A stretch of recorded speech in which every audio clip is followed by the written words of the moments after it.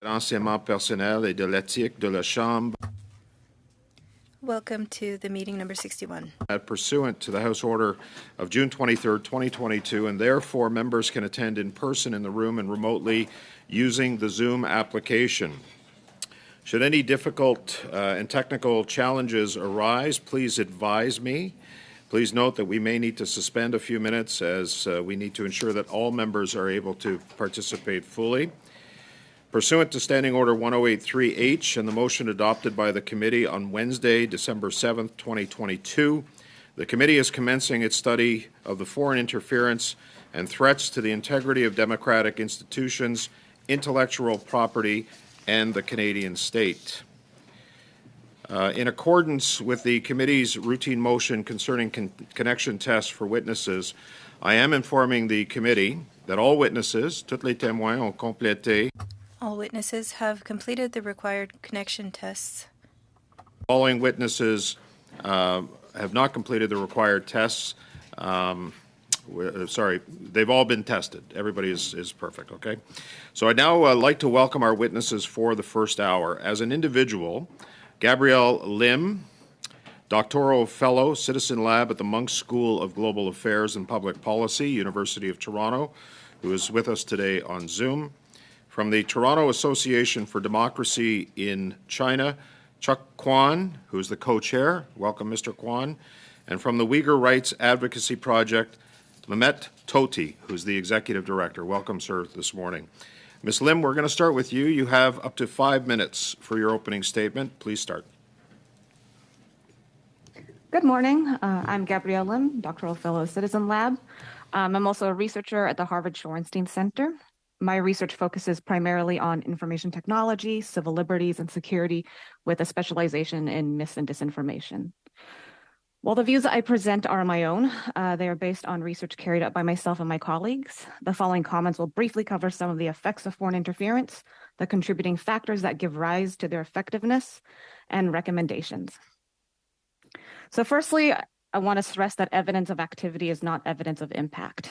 For example, although it has been suggested that the Russian-based Internet Research Agency influenced public opinion, there's little evidence of direct impact on the US 2016 presidential election.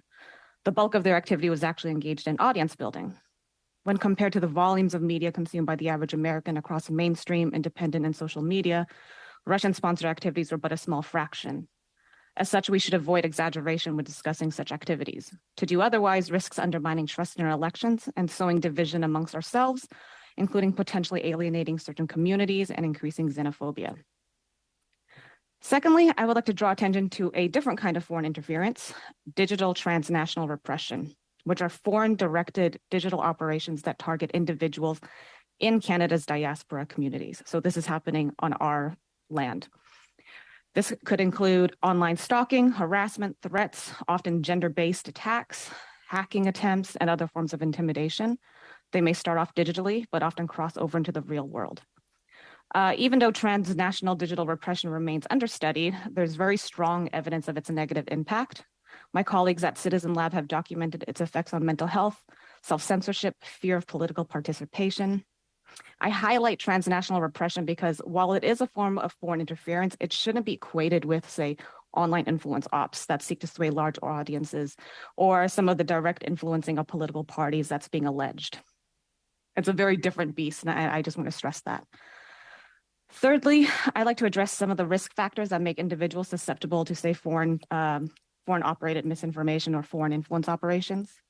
Online influence operations can be thought of an issue of supply and demand. From the supply side, you have the foreign actors producing, distributing content targeted at Canadians, but we can also conceptualize influence ops as a result of a demand where certain communities or individuals might be predisposed to receiving and believing false or misleading information. This might stem from long-standing grievances, discrimination, or other forms of marginalization and inequality. Mitigations against potentially harmful influence operations then require addressing these grievances and inequities amongst Canadians, because as long as these social cleavages are left to fester, adversaries will be motivated to exploit them. As an example, the Nazis exploited racism in the US as part of their propaganda during World War II, and the same divisions were exploited again by the Russians in an attempt to further divide Americans in 2016. Lastly, I just want to say exercise great caution if you're considering any legislation. Some of my colleagues and I have documented over 60 countries that have enacted laws regarding misinformation or foreign online operations. And truly, there's no good evidence that they're effective. Instead, they tend to face mounting criticism by activists and rights groups that they have the effect of silencing dissent and critical voices. If Canada also tightened control over the internet, this would legitimize a liberal and authoritarian-leaning government's own censorship-enabling laws. Introducing information controls through legislation also risks playing to Russia's and China's desire that information security, the control of information available to their publics, is a legitimate practice in both democratic and non-democratic states alike. The ceding of democratic rights to speak and access information to state monitors is antithetical to an open internet and the democratic norms Canada has staked its reputation on. Moreover, such information controls will likely do little to stop foreign interference.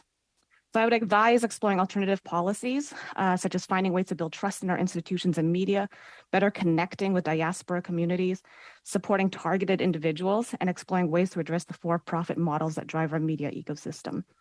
Should legislative mechanisms be considered, we should be aware of how this might affect already victimized or targeted individuals and communities. In conclusion, while we should not dismiss the potential effects foreign interference has on our democratic processes, we should not exaggerate their impact and discern between the different types of interference and their effects. Our response should reflect sound analysis and evidence. To do otherwise would risk imposing ineffective information controls, lending legitimacy to liberal states to engage in censorship and surveillance, while simultaneously failing to build resiliency and trust in our government. Thank you. Okay, thank you, Ms. Lim. I know 5 minutes is a short time. You really packed it in there. So thank you for that. Mr. Kwan, who's the co-chair of the Toronto Association for Democracy in China. Sir, you have 5 minutes to address the committee. Good morning, Mr. Chair. The Toronto Association for Democracy in China was founded on the eve of the Tiananmen Square massacre on June 4th, 1989. Our organization supports democracy and advocates for human rights in China. As well, in recent years, we have been a watchdog for Chinese interference on Canadian soil. The first foray by China to exert soft power on Canadian society occurred in the early 90s when China was eager to polish its international image post-Tiananmen Square. Urged on and supported by Chinese consulates, organizations were set up by individuals sympathetic to the regime. Chief among them are the National Congress of Chinese Canadians, NCCC, and its successor, the Confederation of Toronto Chinese Canadian Organizations, CTCCO. These and many other proxy organizations practice the art of astroturfing, echoing the party line to defend China's foreign and domestic policies. In addition to engaging friendly academics and business people to advocate on its behalf, China also spreads its tentacles to cultivate elected officials and infiltrate political institutions at all levels of the Canadian society. All this is documented in journalist Jonathan Manthrop's book, The Claws of the Panda. One of these instruments of interference is the United Front Work Department. According to official documents, United Front takes special interest in people of Chinese descent living abroad, viewing them as powerful external threats as well as potential allies. It also employs thousands of agents to pursue the Chinese Communist Party's political strategy to use international networks to advance its global interests.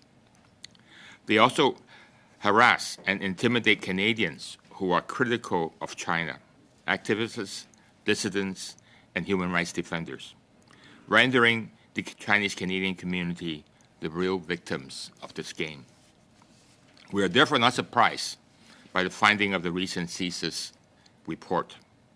No doubt, the interference in Canadian electoral process is a grave concern. But I argue that this is but the tip of the iceberg. China's interference in Canada has been soft, intangible, and gradual. As a result, this built up over the years, the 90% of the iceberg, if you were, remains invisible to many Canadians. Irrespective of whether the past elections have been fair or not, I argue this invisible part of the iceberg should be the focus of our concern.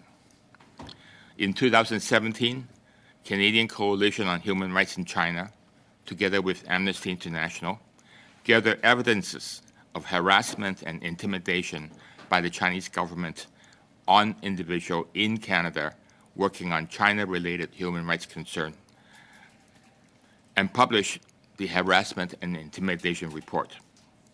The report also urged the government to set up a national hotline to allow for reporting of these harassment and intimidation incidents that are otherwise ignored by the local police or the RCMP.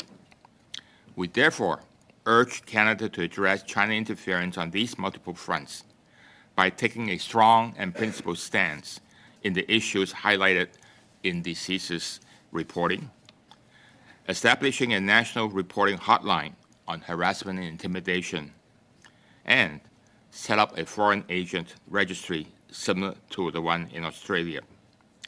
While these actions may not completely eliminate the problem, at least they can act as deterrent and serve notice to foreign powers that and their proxies that we guard our democratic institutions and our sovereignty seriously.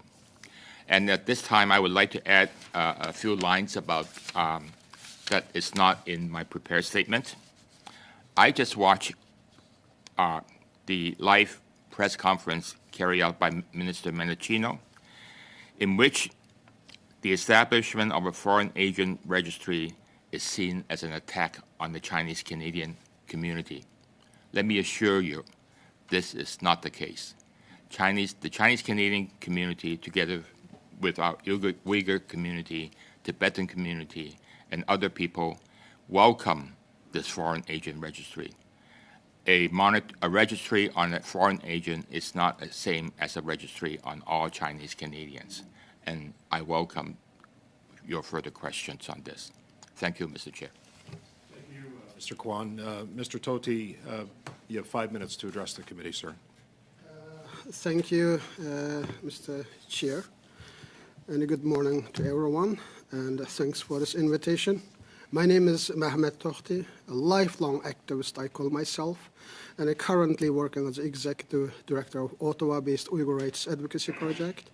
As a leading voice of Uyghur Canadians, we do research, documentation, and advocacy work to promote the rights of Uyghurs and other Turkic people in East Turkestan who are facing ongoing genocide and a crime against humanity by the government of China. One quick note, we are Uyghur Canadians. We are not a member of Chinese diaspora.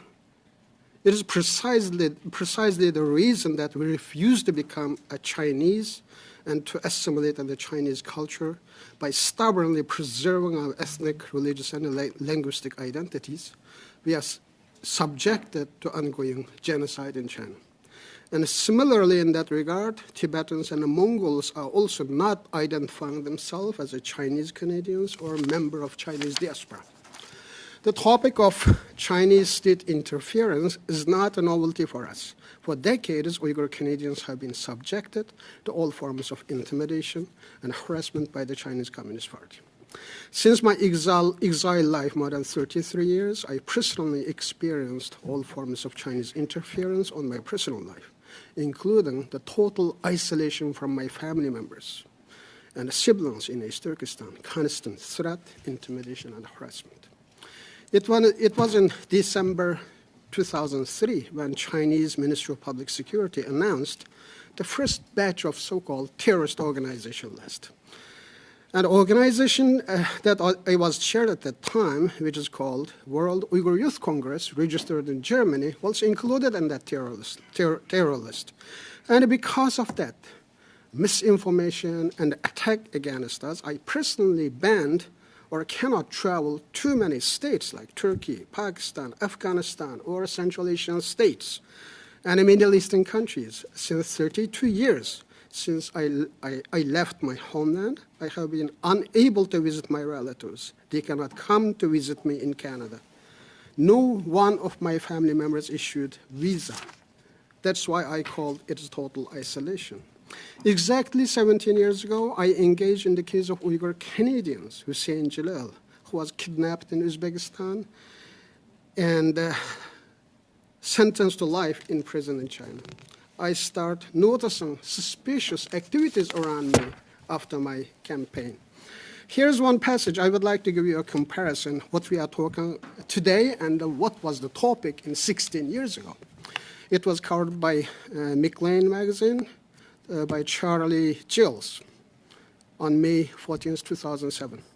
The official, who identified himself only as a member of Chinese infamous Overseas Affairs Commission, had a laundry list of instructions.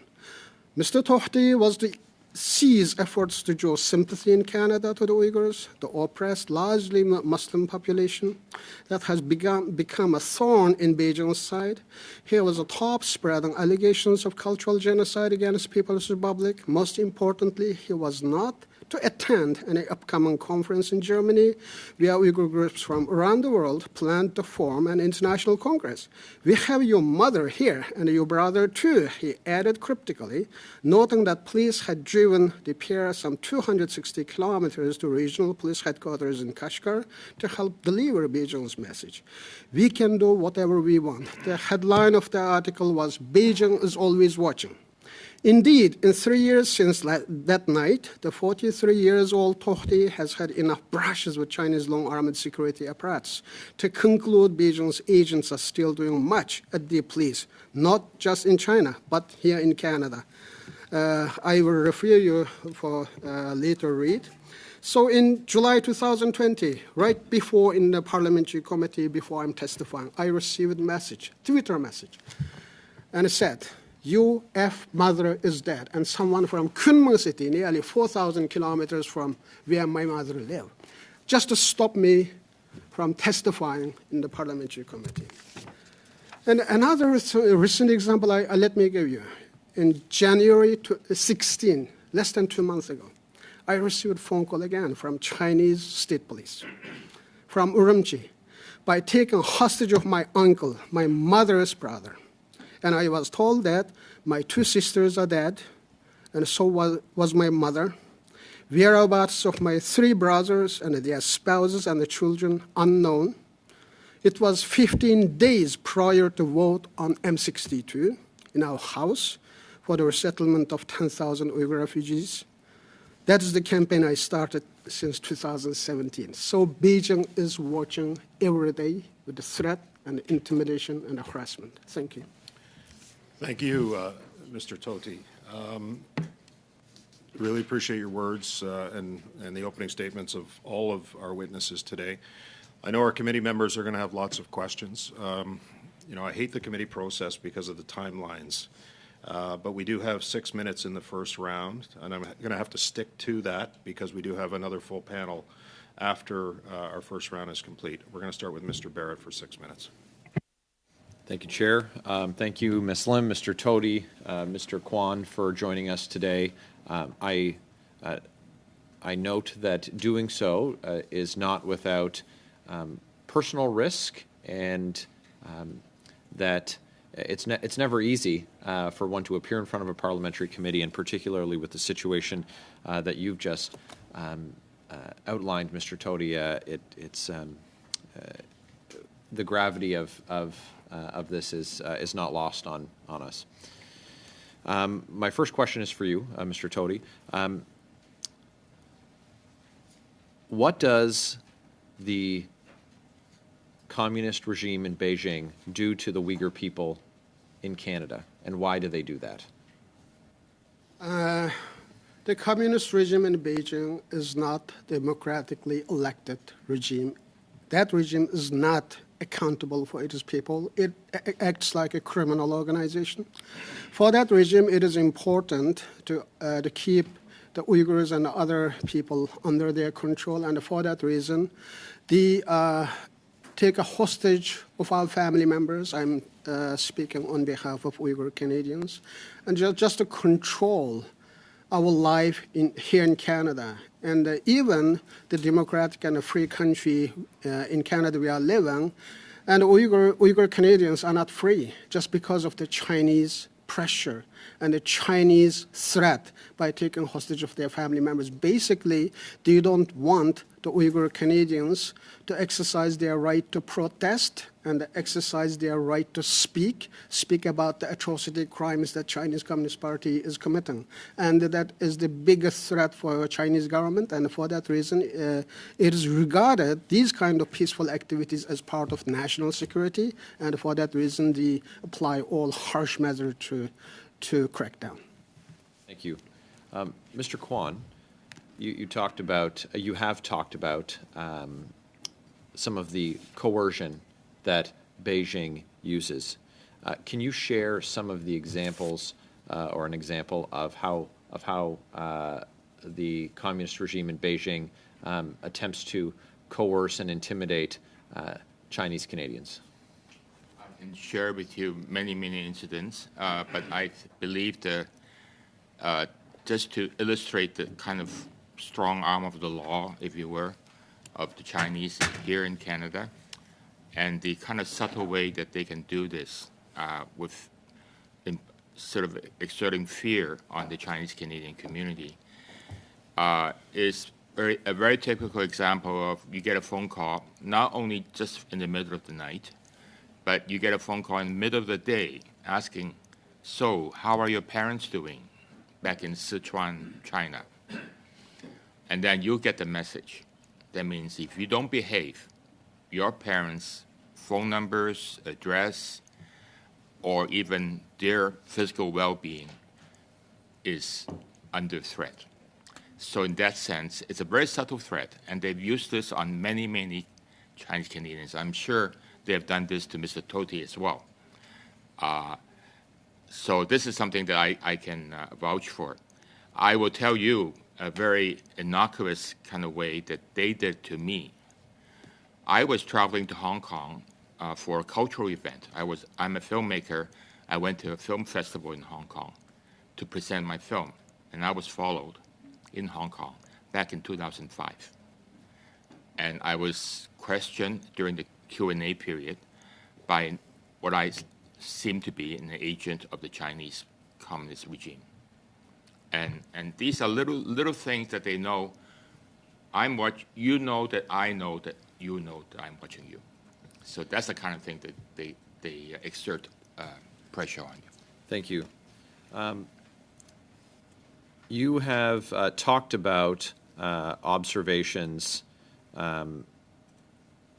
that you suspected, or you've spoken to media about suspected interference by the regime in Beijing in the electoral process in Canada, specifically federal nominations. I believe in one instance you were talking about busloads of people who had been sent to a nomination as arranged by agents of Beijing operating in Canada.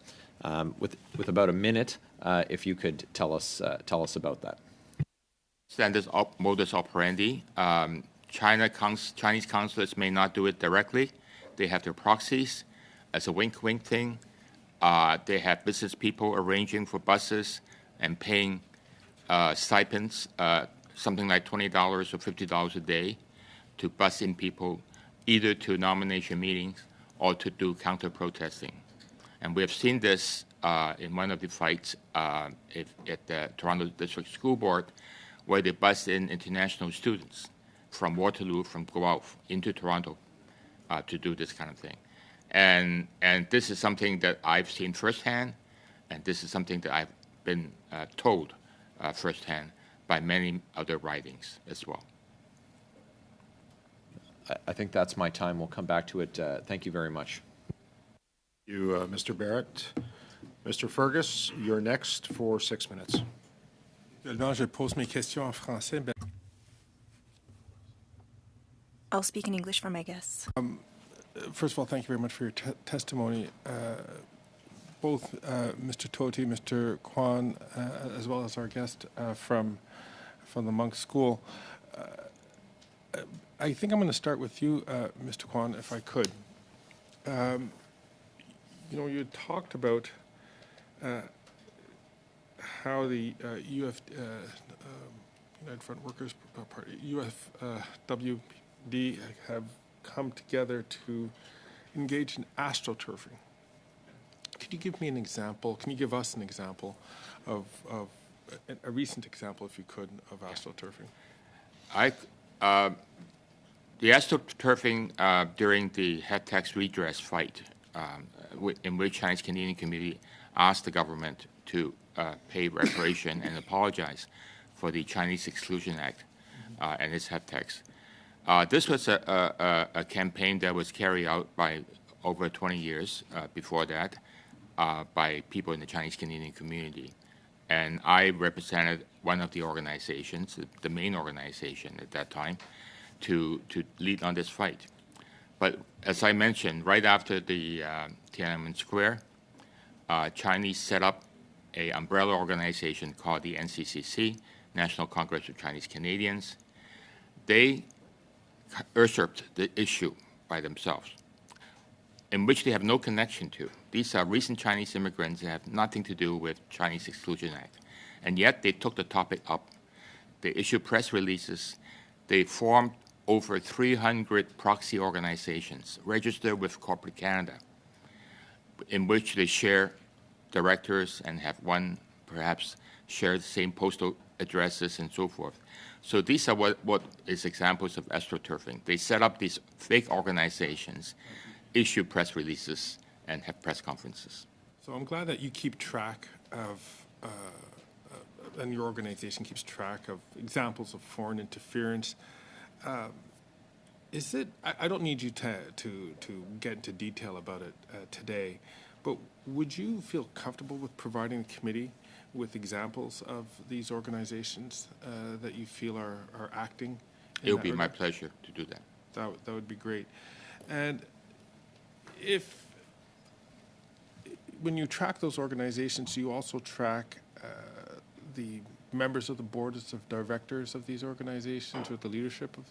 Yes. Would you be comfortable sharing that with us as well? It's been so long. I certainly will try my best. Yeah. Okay, so that's an interesting question. Are there recent examples that your organization tracks? Not our organization, but certainly I can get to the information if you would like. That would be very helpful. These are basically public records. One of the things I want to talk about is I speak the language, I live the culture, and I understand the modus operandi of these, both the Chinese Communist Party as well as many of its proxies. So we are, in a sense, on the ground, and we pretty much know who's who. I mean, if you want to say who are the 11 potential nominees that the CSIS had kind of mentioned, I could pretty much guess who they are. Yeah.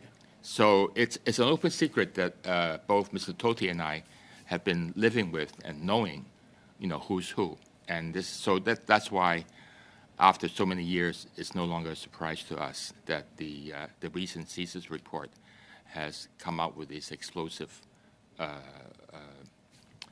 intelligence, if you will. It was mentioned in various testimonies, and I think this question will go to our guest from the Monk School, of the Australian model of the foreign agent registry. Would you happen to have you done research on this and as to its effectiveness and what are the things that we should be adapting to a Canadian context and what things we shouldn't be adapting to a Canadian context? Yeah, for sure. So I haven't researched specifically the Australian foreign agents registry. My sense, though, is Canada could set one up. How effective it will be, it's because a lot of these operations are covert or clandestine by nature, right? And so even if you were to put agents and register everyone, my sense is they will find alternate means to evade or circumvent the registry. There's also no strong evidence one way or another that labeling someone a foreign agent or an entity might change an audience's mind. So for example, YouTube, they have a labeling procedure. They label anything that comes from, say, Russian state agency, Chinese any state agency, right? But the effects are mixed. People still watch these videos. They still comment on these videos. They still consume these videos. So whether or not that actually deters people from watching it or believing it, to be honest, the research is still out. However, I think Mr. Kwan mentioned something earlier that I think would be worth exploring, and that's having a dedicated hotline or a rapid response hotline for individuals or communities that really need to seek either security. So this could be helping them with their devices if they're being harassed online or offline, both usually happen at the same time. We could also explore having an independent agency that's separate from, say, law enforcement or CBSA or CSIS to address specifically transnational repression. I think that would be really helpful in supporting victims and targeted communities. Okay, So I think there are other methods. Thank you, Ms. Lim. We may get to leave it at those in a that. sec. Okay. Just before we go to Mr. Villemure, I want to ensure, Mr. Kwan, that you have your interpretation device available. And Ms. Lim, make sure you're on the interpretation, the proper interpretation. Monsieur Villemure, je peux commencer le temps. I haven't started the time yet, but I will now, and you have 6 minutes. Thank you very much, Mr. Chair. Mr. Kwan, I'll start with you. I would like to start by thanking you for being here today. Do you believe that the Canadian government is abandoning the Chinese diaspora? I would say abandoning is a very strong word. I would say ignore is a better word to describe the kind of thing. For many years, we've been shouting the same messages. Even back in 2006, when I presented to this committee, we basically said China controls everything. They know everything.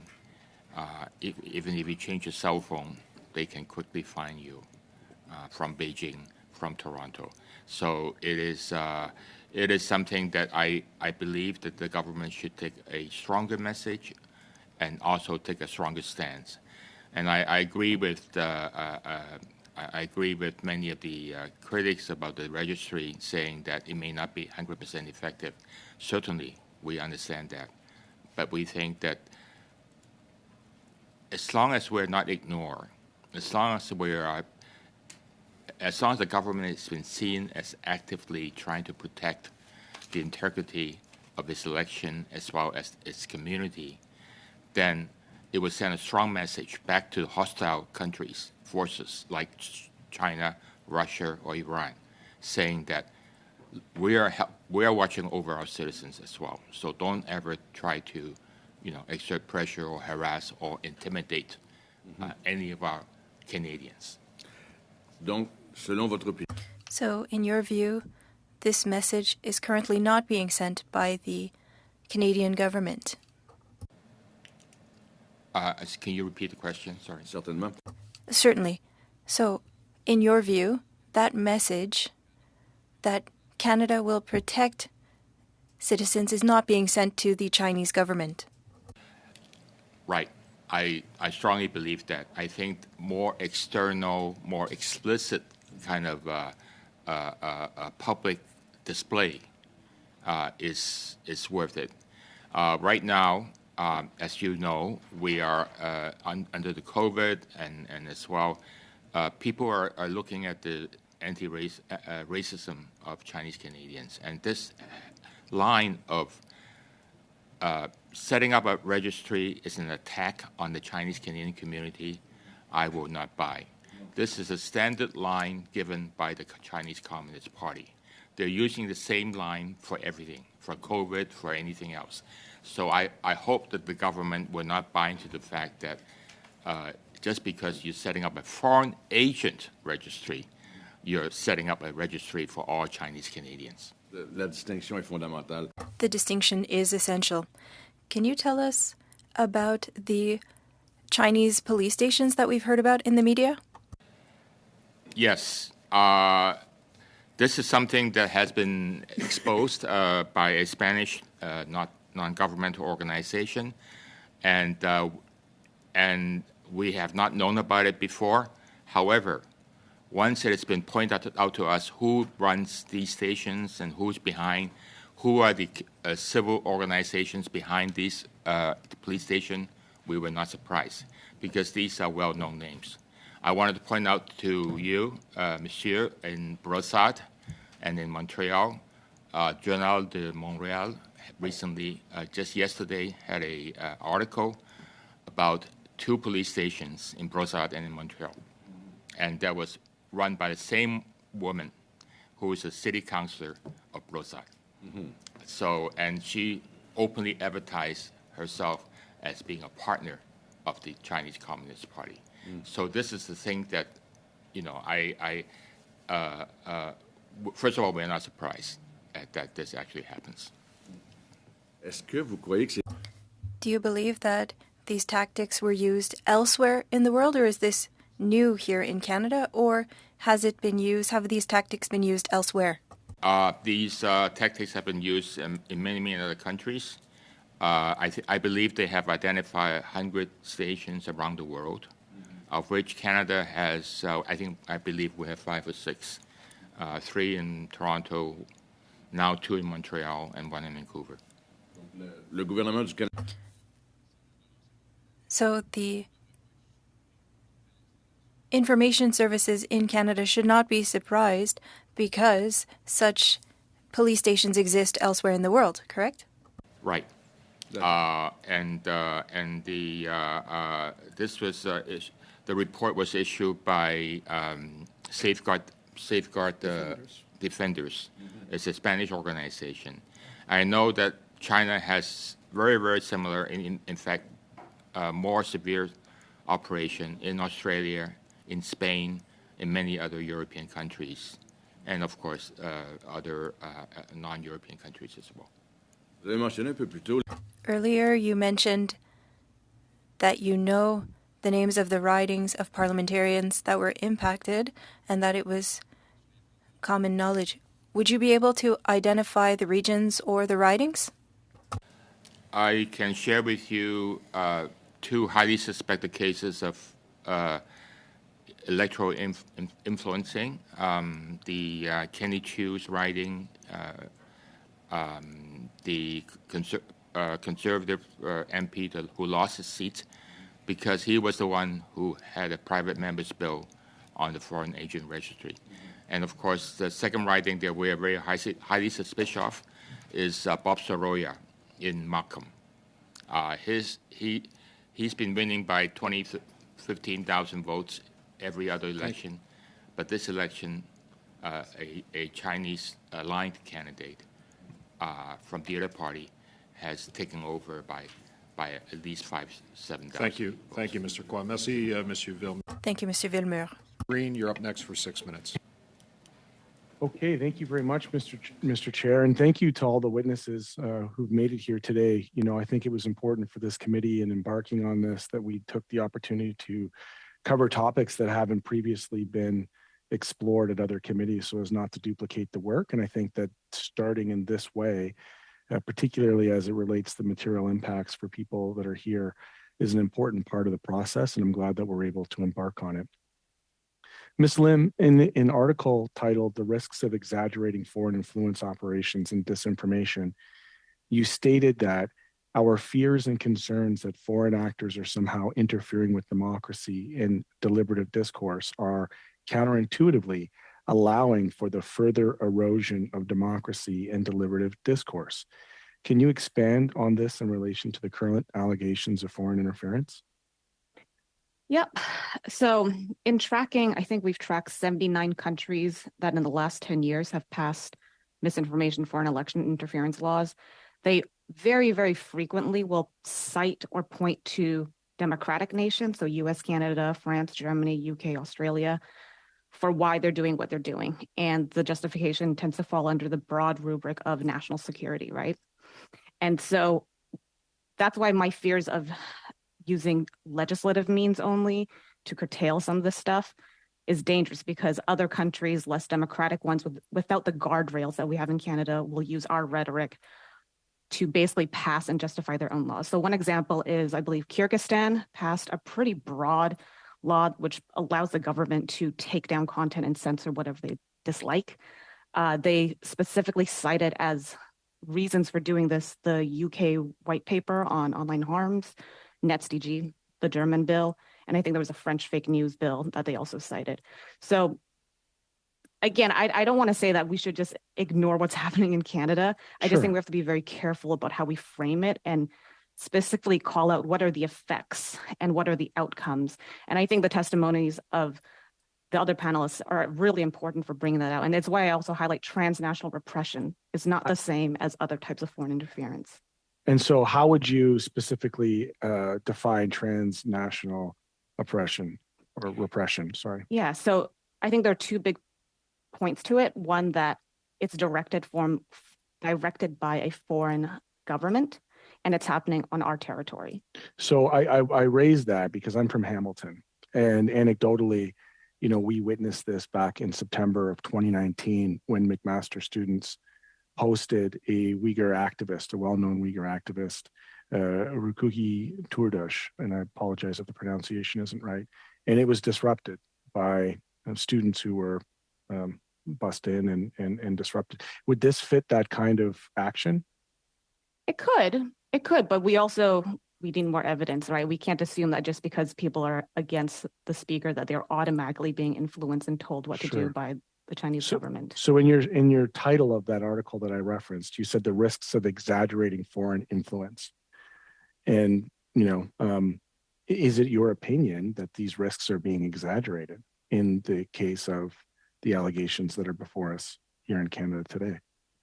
I think this comes back to which allegations, right? So are we talking about writ large online influence operations, or are we talking about very targeted harassment?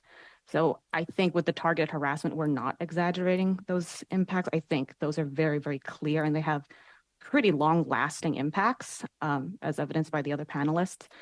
Where I'm a little more ambivalent about the effects and the effectiveness is these broad, you know, misinformation campaigns or influence operations.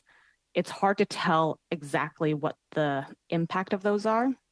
And so that's the one area I'm a little more hesitant to speculate on. So from my perspective, over the last 5 or 6 years, watching the way in which AI, algorithms, online information, disinformation, troll farms, you know, I myself would suggest I've been the target of troll farms, which are obviously artificial accounts that are targeted and directed on any given political decision. And I would make the following statement that in Canada, particularly given the convoy and the occupation and this kind of rise of right-wing populism, democracy is fragile. People are cynical, and they've lost trust in a lot of our democratic institutions. And this prevalence of information online, particularly as it relates to targeting and, you know, the studies around how the brain interacts with social media, do you not see that as a potential like hostile actor within the context of Canadian democracy? Yeah, I don't think you're wrong on any of those points you just made. I think back to my statement, we also have to understand why people might be consuming this, and this gets back to the grievances, right? How do we rebuild trust in the institution and media? Yeah, you referenced this. You stated that an overemphasis on bad actors and the supply of disinformation diverts our attention from the material problems that drive demand for and receptivity to dubious content and suspicious origin. Can you describe how ignoring the material problems that Canadians are facing can make them more susceptible to foreign influence? As brief as you can, Ms. Lim. We've got 12 seconds. That's fine. I'm going to set that aside, and then I'm going to have about 2.5 minute rounds, and you can just open with that. Okay, sorry. So should I go? No, I'll get in the next round. Mr. Green will have 2.5 minutes. Thank you. That completes our first round. We're going to go to our second round of questioning. Just to advise the committee, we're going to have Conservatives for 5, Liberals for 5. The bloc pour 2.5. 2.5 minutes for the block. 2.5, and then we're going to move into our next panel after that. So this, Mr. Cheuk, you have 5 minutes. Thank you very much, and let me start by saying a big thank you to the witnesses for your bravery for coming today and your continued advocacy and speaking out about these and all of the associated issues. To Mr. Tohti,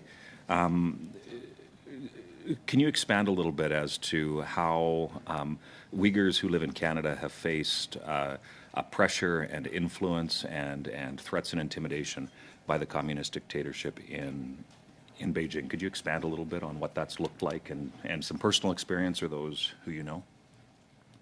Thank you. It is a long list, and we have been just passing this information to our government officials since early 2000. For example, I'm a Canadian citizen, but I'm Uyghur Canadian, and you are also a Canadian citizen and are holding the same passport. And if the one Uyghur Canadian and another the Canadian citizen just go to Chinese the consulate to get a Chinese visa, and you get totally different the forms and the procedures, and the Uyghur Canadians goes totally different.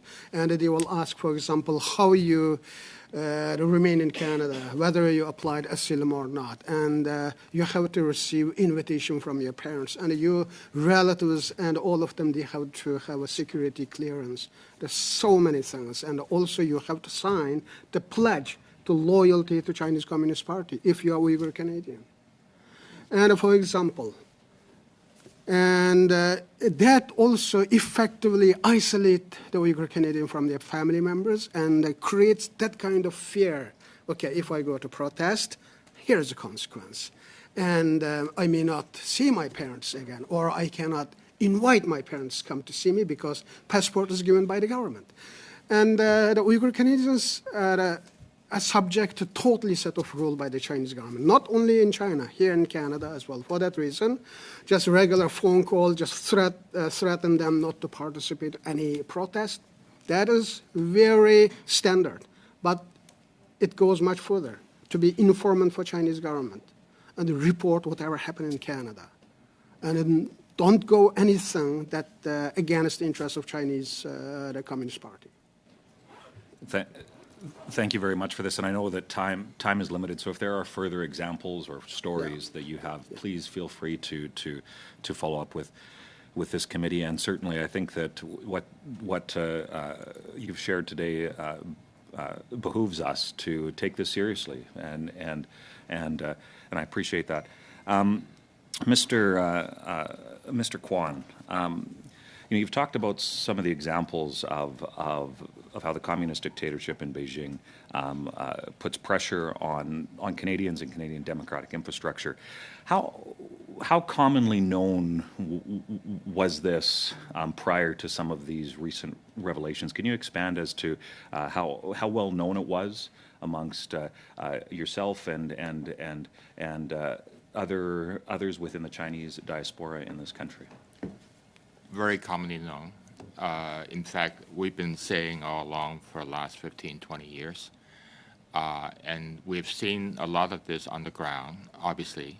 And many of these have not been reported, or if they were reported to the local police or the RCMP, they will not be handled because they're of lack of evidence. That's why in 2017, many of us band together and collect evidences and testimonies in which we've produced the harassment and intimidation report together with Amnesty International and submitted it to the relevant government departments. So just in the time that I have left, if we have all this evidence, why do you think there has been a hesitancy or a refusal to act on behalf of the government? I'm not sure. We have not gotten any acknowledgement so far. Wow. Normally you write a letter to the MP or to the minister, you get at least acknowledgement saying, we received your letter, we'll pass it on to somebody else. We did not even get these letters. Can I ask who you sent this information to? Well, first of all, we sent it to through the GAC, and then, of course, to RCMPs. And RCMP is primarily the one that we are trying to deal with. Were there any ministers that you had sent to? I believe we have copied to some ministers. I'm not even. I don't remember who exactly was. Okay. Was copied. Would you be able to send us that information? Would that be possible? If I can find it, yes. Okay. Thank you, Mr. Cheuk. Next, we're going to go to Ms. Hepner for 5 minutes. Thank you, Chair, and I also Mr. Kwan, I kind of want to go back to something that you mentioned about Markham Unionville, and I want to say that I'm not the least bit surprised that Paul Chang won that election. He was a police officer in the region for 28 years. He speaks 8 languages, and he's been an excellent member of parliament for the last 2 years, so I just wanted to put that on the record.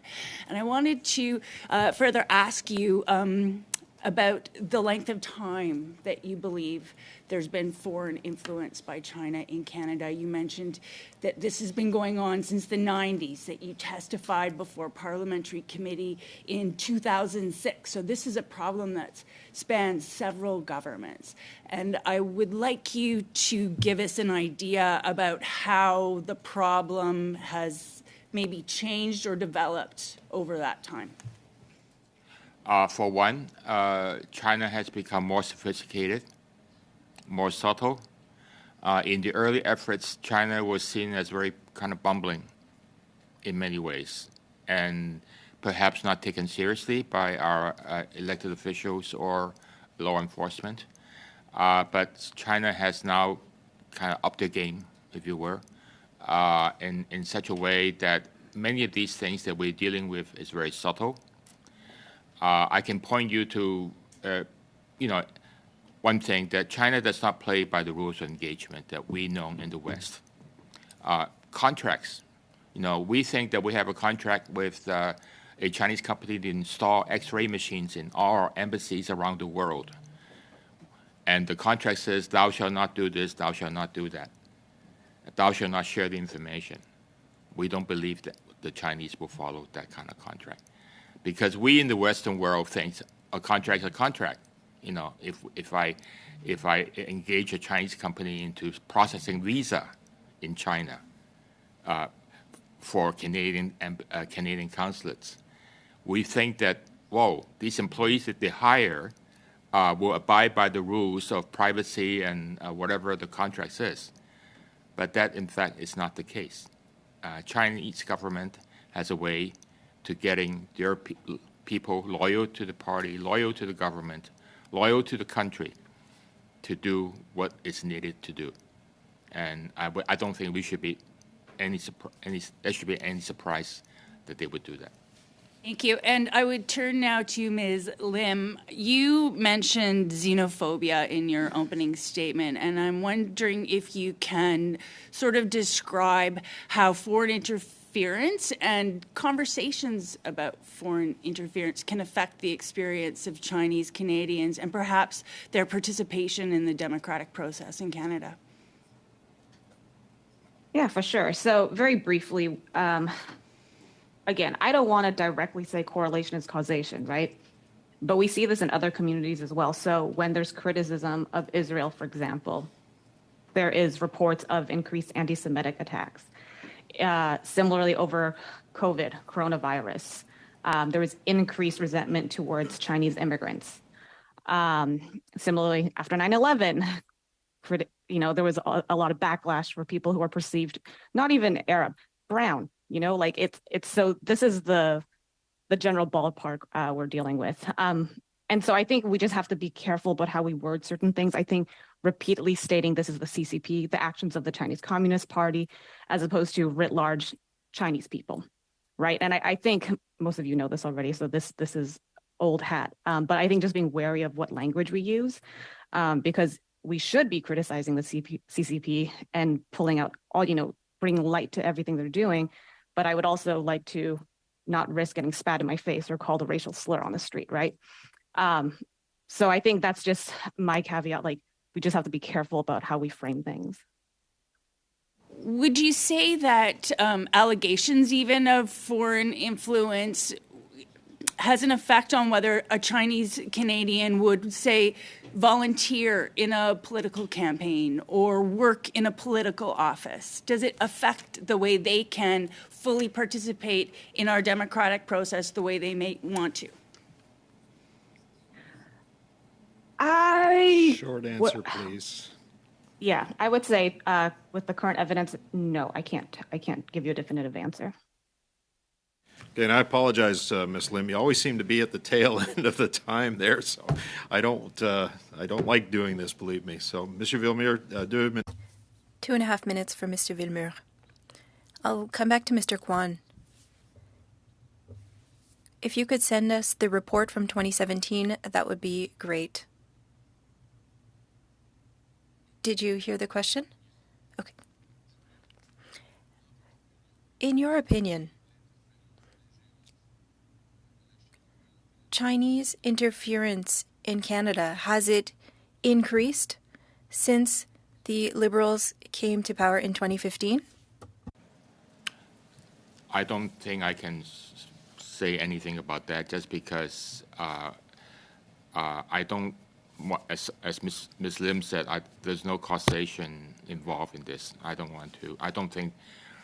I think it was just as strong during the conservative times of Prime Minister Harper. However, just because it was increased last 7 years doesn't mean that it was because of Liberal government. No, okay. Yeah. La période peut-être. Maybe it was just the time. What would be the advantage for Beijing to destabilize democratic countries? Yes, Beijing has been doing that all over the world, and Canada is no exception. And I point to Australia, our cousin, basically a very similar country size and population and demographics. China has been working on Australia for many, many years. And Australia stood up first by having very strong rules about engagement with Chinese CCP, as by its elected officials, as well as enforcing and establishing the Foreign Agent Registry. Of course, Australia suffered. They had trade sanctions. They have been harassed by China. But I admire their courage of standing up to Canada. I mean, to China, sorry. In a few seconds, do you believe that a public, independent inquiry would be necessary to allow Canadians to feel safer? Yes, I think so. I think a former Prime Minister of Australia mentioned just a week ago on TV, saying that all you need is sunshine. Mm-hmm. You know, shine a light on these things in the public mode. It not only helps us look at the things, but it also tells China that, you know, you cannot go by under the table anymore. Everything you do is going to be exposed to the public, and let the public judge. Okay, merci. Thank you. Villemure, Mr. Kwan. Mr. Green, final intervention for 2.5 minutes. Thank you. Ms. Lim, you had started in one of your previous interventions offering some of your other additional policy kind of specifics. I want to give you some short time right now just to expand on other things to put on the record that we should be considering. Yeah, for sure. So I think this was probably touched upon already, but accountability, like really calling out officials if needed and necessary. So this could be calling in diplomats of the relevant countries, putting out very public statements condemning these kind of actions, increasing, you know, the evidence, again, like Mr. Kwan said, shedding sunlight on what's happening.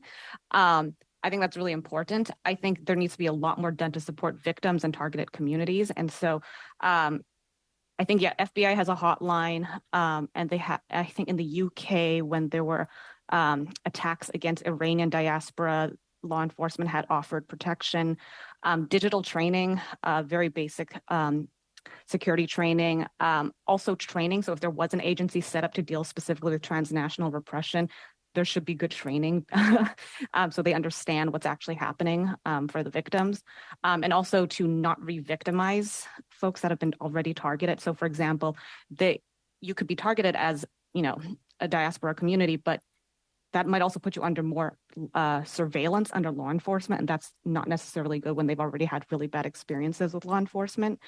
So just being cognizant of all of those things. I also think last point is engaging with the private sector. We know a lot of the harassment comes through Twitter, Facebook, Telegram, WeChat, what have you. And so also it's hard because they're for-profit companies and they're often located or headquartered elsewhere, but seeing how they can play a role in this, and also, sorry, I'm just like rattling off things. No, this is why we need you on the record. Exploring targeted sanctions against companies that are exporting or selling technology to countries that use this against individuals. I will leave it at that. Well, I have one final question, because you talk about foreign interference. Many of the examples are from non-Western countries interfering in Western democracies. Would you be able to provide a little bit of a comment or reflection on the ways in which Western democracies also interfere in foreign elections around the world? Yeah, 100%. This happens all the time, US and Canada, right? The United States is probably it's our biggest neighbor. They're constantly influencing us, whether or not we like it. That's why we have CanCon laws. Trucker convoy, I think you mentioned earlier, there was a lot of, I think, influence from the US politicians. There was money being funneled from the United States. We should also be cognizant of that. And there could have been harassment as well. We're 30 seconds over, Mr. Green. Okay, I will just say, yes, it does happen between democracies as well. Thank you, Ms. Lim. Okay, that concludes our first round. I want to thank all our witnesses for being here and providing us with what I believe was valuable and compelling information today. Mr. Kwan, Mr. Tohti, Ms. Lim, thank you on behalf of the committee for appearing and on behalf of Canadians. We are going to suspend for a few minutes in order to prepare for the next panel. I am going to give advance warning to committee members that we're going to have the same amount of time in the rounds, very similar what we just did in this first panel. We'll be back in a couple of minutes. We'll make it quick. Thanks.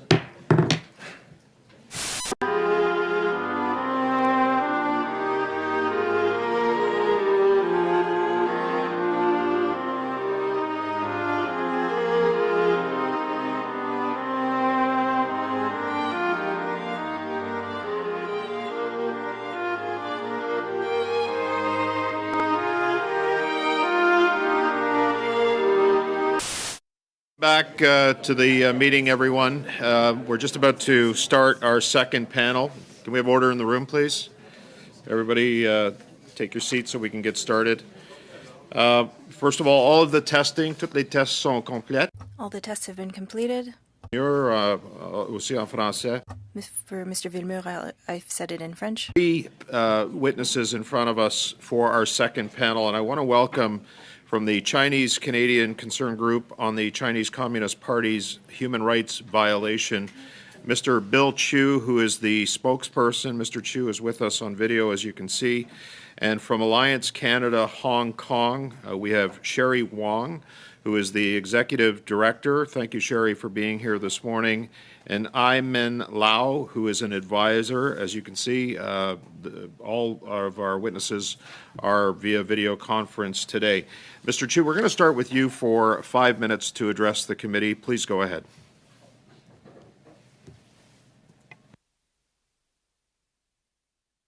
Yeah, you're just on mute there, Mr. Cheuk, sorry. I know we've been at this for 3 years now, and it's forgetting to press that button. There you go.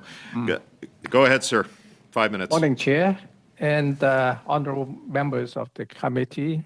I'm Bill Cheuk from Vancouver, BC, arguably the beachhead for PLC's unrestricted warfare in Canada.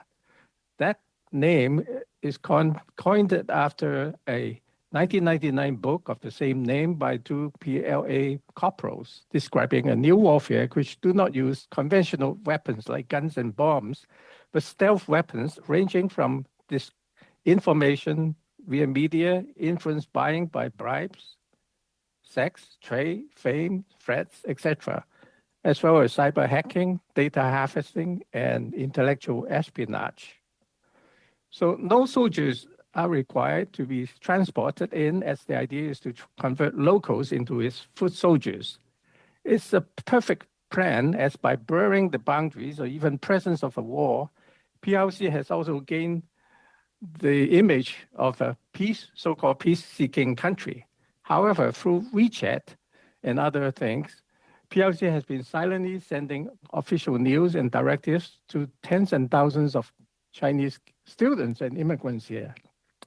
Coupled with pro-PLC local Chinese language media and social platforms, PLC had gained more influence over a large part of the local Chinese community than arguably Canada itself.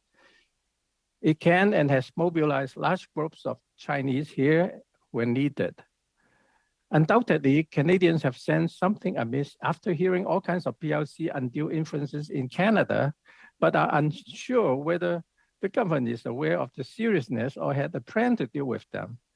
Sadly, such unpreparedness and attempts to even trivialize the danger were exposed in the PM's latest reaction to the news of PLC's election interference. It is easy to underestimate China, which for decades kept its head low.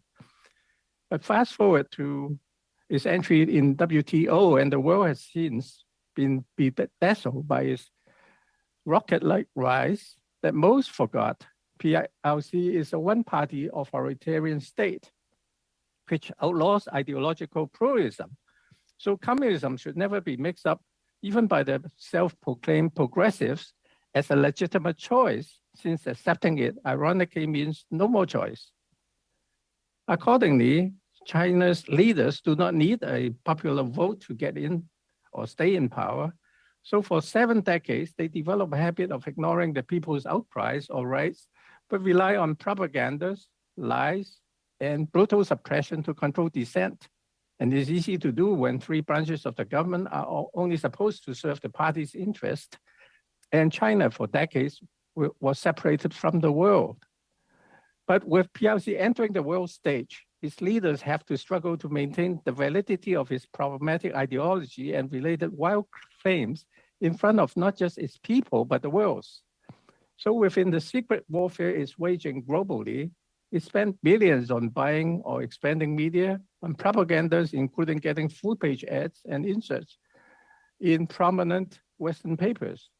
And by dismissing any criticism of CPP as baseless lies, or lately as quoted unquoted anti-Chinese racism. To prepare for the latter, they have for decades intentionally mixed up the use of the terms CCP, the party, China, the state, and Chinese, the people. The purpose are simply to silence criticisms against the CCP by equating that or as criticisms of all Chinese, and also to rouse up a distorted sense of nationalism among all Chinese, including the diaspora. The fact is, PLC's United Front's work department has long been at work within the Chinese diaspora communities. The 70s in particular was an opportune time for CCP in Canada, as Canada just removed the last of all the discriminatory legislations against the Chinese, and with Chinese Canadians entering a more equitable and stable life, most old local Chinese clan organizations discovered their historical mandate was suddenly gone. In Vancouver, a notable example is the CPA of Vancouver, a sad story of a century-old Chinatown association whose name recognition was quickly identified as exploitable by the CCP, and which in recent years was seen in full-page ads in Chinese language papers, dutifully leading hundreds of Chinese organizations echoing their support for China's draconian policies. Okay, Mr. Cheuk, we're beyond the 5 minutes at this point. I know that members of the committee are going to have lots of questions. If we can just stop it there, I'm sorry to interrupt. We're going to go next to Ms. Wong and Ms. Lau. I understand that you're going to be splitting your 5 minutes, and we'll start with you, Ms. Wong, or Ms. Lau. We're going to be doing a little bit of back and forth. Okay, but, wonderful. Yeah. Hello, bonjour. Je vous remercie. I would like to thank you for inviting us to testify today. And my name is Iman Lau, and I'm an advisor to Alliance Canada Hong Kong. I'm currently based in Taiwan as a research analyst at the Taiwanese civil society organization Doublethink Lab. Good morning, folks. My name is Cherie Wong. I'm in Ottawa, and I am the Executive Director of Alliance Canada Hong Kong. Thank you for having us. Foreign interference in our institutions is not new. Since the 1990s, Chinese dissident communities have raised attention to foreign overreach in every aspect of Canadian society, not just elections, but in research, in civil society, in academic spaces, as well as in private businesses. Though the diaspora are the primary target of foreign interference operations, Beijing targets all persons of influence, and many Canadians are unaware of their tactics. This committee has also convened to discuss the issue of rising xenophobia in Canada. While I am glad to see such an open discussion on foreign interference in Canadian elections, it is disappointing to see media, political, and social discourses leaving out important cultural insight from diaspora communities who have valuable and first-hand knowledge, such as the ability to differentiate between a person of interest, a target of foreign influence, a willing compliance, an active agent, and someone with ties to the consulate. Some of these sensationalized perspectives have stoked racist and xenophobic sentiments towards Asians in Canada, and they do not offer nuances that dissident voices from Tibet, Hong Kong, and the Uyghur communities can bring. As a racialized diasporic organization, we're only invited to comment on xenophobia, even when we have written reports and heavily consulted on foreign influence in Canada. Meanwhile, governments and media are engaging with experts, not in these spaces, trying to summarize their research on the very things that we, the diaspora, are seeing on the front lines. Anti-Asian racism is growing in Canada, and threats of transnational state-sponsored violence has also intensified in recent years. The diaspora communities are excluded in the Canadian discourse while surviving Beijing's overreach in our communities. The notion that all ethnic Chinese communities are supporter of the Chinese authorities is racist and reductive. These communities are not a monolith, but are vibrant and diverse in language, culture, and politics. Our community members have long observed foreign interference activities under our noses, writing nomination forms handed out during consulate-affiliated demonstrations, officials from the overseas Chinese Affairs Office cozying up to elected officials, ethnic reporters attending Beijing-backed conferences, photo ops to wine and dine business and political elites. When the diaspora resists Beijing's transnational controls, dissidents' tires are slashed, activists are harassed and threatened, international students' study permits are declined, and passports applications are rejected. Overt criticism of Beijing or pointing out the PRC's influence operations could cost people career opportunities, business prospects, research funding, bar them from going to the PRC, and even jeopardize their personal safety and their extended family members. Is it any wonder that many self-censor due to Beijing's effective global system of control and surveillance? Therefore, we would like to make the following recommendations for the committee to consider. First, take a whole of society approach to addressing foreign interference, as it is interconnected in all facets of Canadian society. Overlooking any aspect will only harm the most vulnerable communities. Second, provide anonymous and secured spaces to voice concerns in order to minimize repercussions from hostile foreign actors. Third, engage with marginalized communities and center cultural and linguistic sensitivity in our approach. Our testimony today focuses on the community's lived experience and expert knowledge into Beijing's foreign influence activities.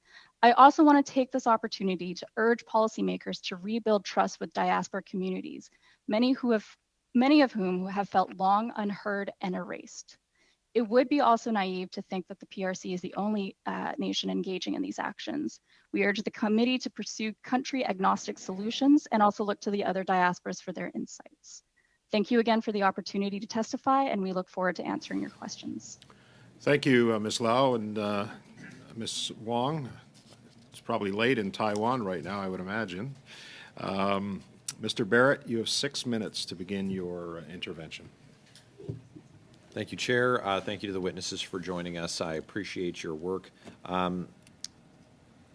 As experts in your field, I guess I'll start with Ms. Wong because I watched or I saw a clip of your appearance on a Canadian panel show, and you talked about the threat for you appearing on the show. Now, just by virtue of appearing on television, it isn't the risk.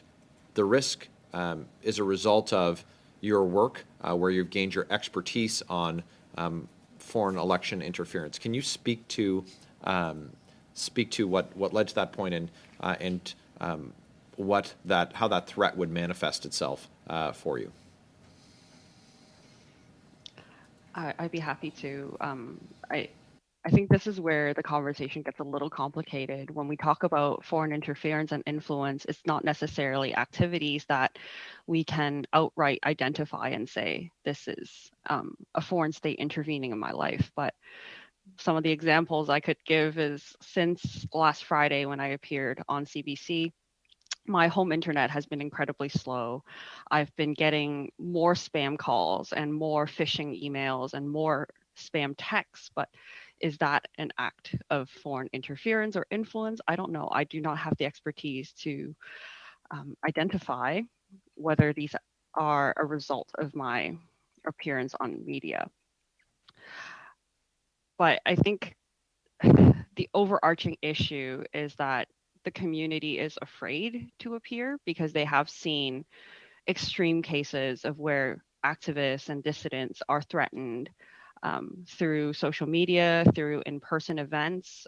We've had community members talk about their tires getting slashed after attending a June 4th memorial event. So the range of threats and interference into our lives is not a simple, this happened or we could be able to identify it. We're not security experts. But I will point the committee to one of our past reports. It's a investigation into Beijing's overreach globally in response to Hong Kongers' democratic demonstrations, where we saw there were global coordinated efforts in countering Hong Kongers' efforts to protest overseas. Thank you. Would you be able to send that report to the committee clerk? Okay, thank you. She agreed. Ms. Lau, could you talk about how Beijing attempts to influence politics in Canada? Now, I'm picking up on something Ms. Wong said about these, tires being slashed and other activities. Is the climate of fear that's used particularly against diaspora communities in Canada, is that one of the main tools of their influence and interference attempts? So climate of fear is definitely a tool. However, I wouldn't say it is necessarily a main tool. This is very much one of the strategies in a whole range of tactics that can be used. Now, here's the tricky part, I think, that we need to address in discussing foreign interference, is that it is not just influencing, let's say, politics. It's not just siloed to the ballot, to the voting day or whatnot. This reaches into our cultural and social infrastructures. It reaches into our, I would say also the research. I had mentioned research was another area. And in terms of politics, I would say that we have certainly seen efforts to increase civic engagement and observed efforts to increase civic engagement I would say by affiliate organizations, but it's very difficult for us to outright and point to one particular example and say that is foreign interference. It's a very tricky and nuanced subject to navigate through. Okay, thank you. Mr. Cheuk, with about a minute remaining for my time, can you share some examples of intimidation or influence attempts that targeted your group? And you're on mute, sir. Address it as to the community rather than just our group, because over time we have been in the community watching or monitoring how things are developing within the Chinese community in Vancouver area, and we have seen the pro CCP elements have been able to mobilize a large group of people to do counter protests. Even when a group of people are concerned about the situation in Hong Kong, say, we noticed that there have been, and you probably have noticed, crashes, physical crashes, public ones on the street And that's something, to us is not acceptable, and is one of the prime examples. And among our group, by the way, there's also one individual that have received phone threats, direct threats in the evening at her home number, and threatening her. So that those things are happening. Okay, thank you. Thank you, Mr. Cheuk. Mr. Sure. Fergus, 6 minutes. Much to our witnesses who are here. I think my first questions will be towards Ms. Lau and Ms. Wong. Really did appreciate your presentation as well as the recommendations that you had. One of the recommendations in terms of the whole of society approach, I can understand that. Regarding your second one, to create anonymous and secure space for people to be able to share information with Canadian authorities so that we could better have an idea of who is acting in ways which put extraordinary pressure on the diasporic communities. I was wondering, could you elaborate on that, and could you elaborate on it also with a view to how do we ensure that the United Front Workers Department doesn't use that same tool to spread more misinformation and sort of mix up the cards by identifying people who we know who are doing good work, like the work that the two of you are doing? Important question. I think first off, we speak about the climate of fear, and that's why we need those anonymous and secure spaces where diaspora can have that trust and have that ability to express the concerns and their observations. It is true that United Front Work Department and their agents will probably use that very same space to dilute the information that is being received by the Canadian government.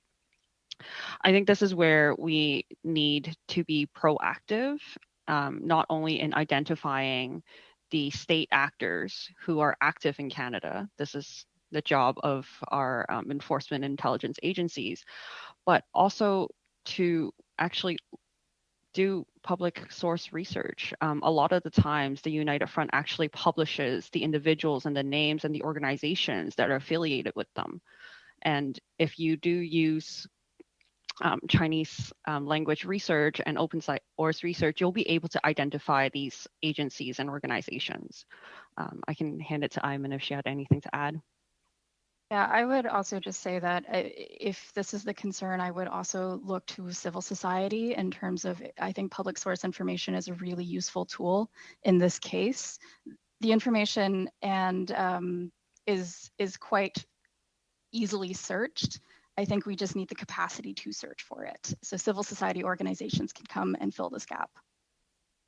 To the two of you, I hope you had watched the previous panel. There was a suggestion that we should take a look at the Australian model of a public foreign agent registry. Do you think that's a good move to take?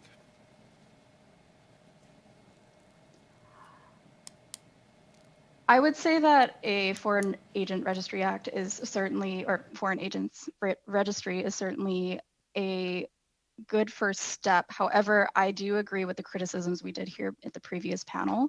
We also need to be cognizant of the fact that it is limited in scope.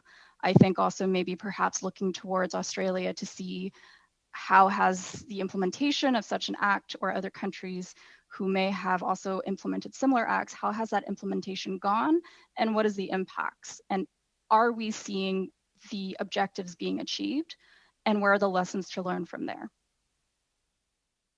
If I could jump in as well, the Foreign Influence Transparency Scheme in Australia actually only limits to political engagement.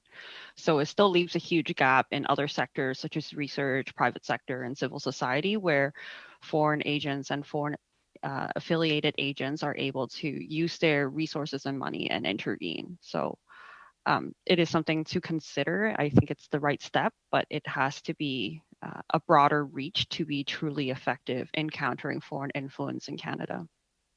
I can easily see that. Is there a gold standard internationally of that kind of registry that does go across different fields to making sure that we have a fuller approach to making sure that we could identify these actors?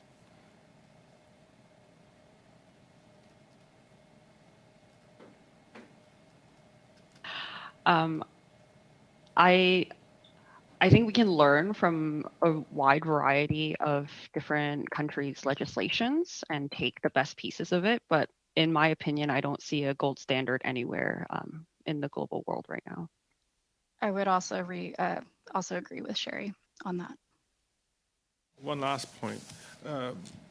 Your third recommendation in terms of engaging with diasporic communities, I couldn't agree more with you on that. And also for us to have a better sense of a better relationship and a deeper relationship of our intelligence services to making sure that they have a fuller understanding of what is felt on the ground. Very briefly, what recommendation would you have to us to making sure that our intelligence agencies do have connections? What steps can they take to have a connection with diasporic communities? This will have to be very brief. I think first and foremost, probably having the understanding that the diaspora is not a monolithic community. We have Chinese Canadians who have histories with Canada for a very long time, and then we have newcomers from all over the world, and understanding that the Chinese Canadian community may not have ties to the PRC, and as well as engaging with, I would say, understanding linguistically too that Chinese is not the sole language of these groups either. Thank you, Ms. Lau. Thank you, Mr. Fergus. Monsieur Villemure pour 6 minutes. Mr. Villemure for 6 minutes. Thank you, Mr. Chair. My first question is for Ms. Lau. Do you believe that the Canadian government is doing enough to build trust with members of the diaspora?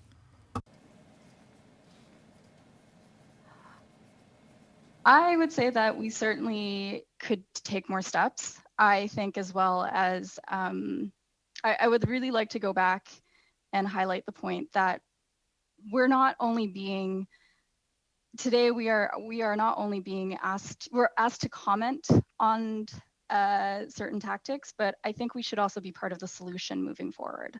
This is something that I would say when we take a whole of society approach, you also need to center the Chinese diaspora in these conversations and also engage with us to help come up with solutions. Additionally, this also includes not just the diaspora, but other targeted communities and the ones that are most vulnerable. I think one of the reasons right now we may be feeling ignored is that certainly there is a dominant conversation, a dominant voice. And today it is it's very heartening to see that we have a more diversity of voices coming to panels like this, but we definitely need to think about how can the diaspora help support addressing foreign interference. Madame Wong.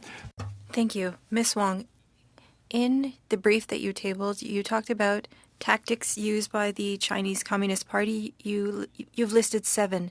Can you give us a brief overview of these 7 tactics so that we can better understand them? Absolutely. I think, particularly in relation to this conversation, we recorded various acts of political influence and elite capture. So these activities are aimed at powerful people in this country, particularly at the lower levels of governance, such as school boards, municipalities, and regional governance. The goal is not necessarily to advance certain candidates, but to achieve a more favorable environment for Beijing, and that includes the private sector in China. Another is the information and this narrative discursion strategy. I think Cheuk earlier spoke about the astroturfing that exists in community spaces, as well as that type of astroturfing happens in the media and in public discourse, where United Front agents aim to present themselves as the sole voice and the sole authority on Chinese communities, and they try to dominate the conversation and turn the conversation into a more favorable narrative for Beijing. Another, I think, a very key section that this committee should definitely review is the United Front Work Department. It is not just a state agency, but actually a party agency of the Chinese Communist Party, which aims to influence and to expand the loyalty towards Beijing. It is occurring at all levels of government. It is happening globally as well. So we can learn from our partners on the global stage where and when we can counter United Front activities. The other ones, I think it's pretty obvious, the harassment and intimidation facing diaspora communities. This continues to be a very huge challenge and a concern for us. We'll see whether there will be safety for diaspora communities after they speak out, but it is quite concerning. The last one I would like to kind of go over quickly is academic influence and vulnerability on intellectual property transfer. Due to the vulnerable funding environment in Canada, a lot of times the CCP utilize their capital and resources so that they are able to fund specific research in Canadian institutions and in the end be able to trade the intellectual property for a very low cost. In your report, you mentioned that many people are afraid of criticizing the Chinese government because that could cost them. Do you believe that at the macro level, Canada is too dependent on its relationship with China? Is it keeping Canada from acting in certain cases? I think it's true to say there is a level of dependency on the community level. Due to the underfunding of diaspora and racialized communities, we often have to look elsewhere for funding resources, and that becomes a point of vulnerability where we're able to seek or obtain funding from less reliable sources or suspicious sources. And that goes for every sector in Canada, really. Academic institutions, when researchers lack funding, they look for funding elsewhere. And whoever gives them the most funding for the least amount of burden, that becomes a very vulnerable position for Canadians and Canadian institutions. If you can tell me in a few words, what is the goal of the Chinese Communist Party with this interference? What is the main goal? There is a global ambition that is being intensified under the current CCP leadership. But it's not only to seek, ideological alliance, but it's really about advancing their economic and political power globally. And we see that in various means, not only through foreign influence and interference, but also through economic investments that they're undertaking, such as through Belt and Road or Arctic Silk Road initiatives. So really, they're just trying to expand their powers where possible and challenge international norms and ultimately aim to rewrite them. Okay, thank you, Ms. Wong. I did leave a little extra time just because of the interpretation issue. That's okay, no worries. We have Mr. Green next for 6 minutes. Go ahead, Mr. Green. Thank you, and welcome to all the witnesses. I'm certainly familiar with your work, some of which I've engaged with directly. Ms. Wong, in the CBC article titled, "We Know Where Your Parents Live," Hong Kong activists say that Canadian police are helpless against online threats, and you recount the threats that you received and the inability of police to hold those accountable. I want to bring that up because it was also referenced, I think, in our previous panel as well, this tactic. And I can imagine just how unsettling that would be for anybody, specifically people who might have family back home or even threats that might be veiled here locally. Can you describe the impacts of our law enforcement being unable to help when it comes to doxing or any other forms of harassment? I mean, first and foremost, we live in a country where there's a long history of systemic and institutionalized violence towards racialized peoples. I think particularly for the Chinese communities, many of us are still fresh with the memories of head tax and other forms of exclusion. So to begin with, there is a level of distrust and a level of insecurity to approach the police on this issue. And on the other hand, when our fellow activists, I'm fairly new in this compared to activists like Cheuk, but when folks like Cheuk tell me that they've been reporting their acts of harassment and intimidation that they've been reporting since the 90s and no action has been taken, then it really deters me from even ever going to the police in the first place. I, however, have gone into, have reported one of my incidents to the Vancouver Police Department, whom didn't even bother enough to meet me in person to talk about the threat that I have faced that day. And I think in that moment, I realized that policing is not the solution to the threats and intimidation that we are facing. I can certainly appreciate that perspective. I want to ask, again, previous testimony suggested that resources be made available perhaps to help, to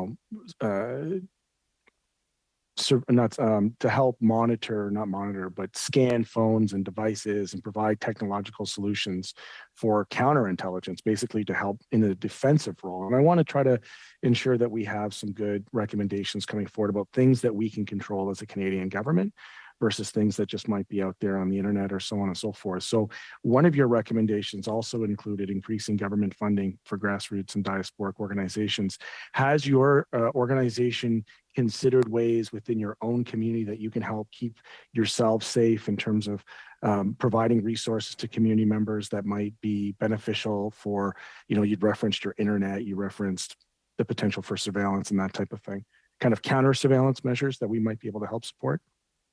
I really appreciate what you mentioned, the, having someone that could help check our phones and help check our cybersecurity network. I think that's something that most dissidents, almost all dissidents, would take advantage of. We do not have any guidelines aside from what we develop, and it is community knowledge that is helping each other right now. For our organization, we have certain security measures that we ask all of our volunteers to follow, having a VPN, having an alias email, having a second phone if necessary. But these are all extra steps that require resources and dedicated funding. And it is simply not possible for all dissidents and all Chinese Canadians to have all of these resources so that they could protect themselves. So I think there needs to be a bit more of a systemic change and attitude change in how we address these types of issues. Mr. Chu, now in your life's work, can you comment on other resources that might be made available to folks in the diaspora that are living here that might be helpful in a counter surveillance type effort? Or I should say an effort to defend against foreign surveillance and foreign intimidation? I think in our work, we constantly run into almost a dysfunctionality between the RCMP and the CSIS. Both of which are supposed to work together, but I find that we find that there's a big gap there, meaning that we complain to the RCMP, but nothing really happened, just like the others have mentioned.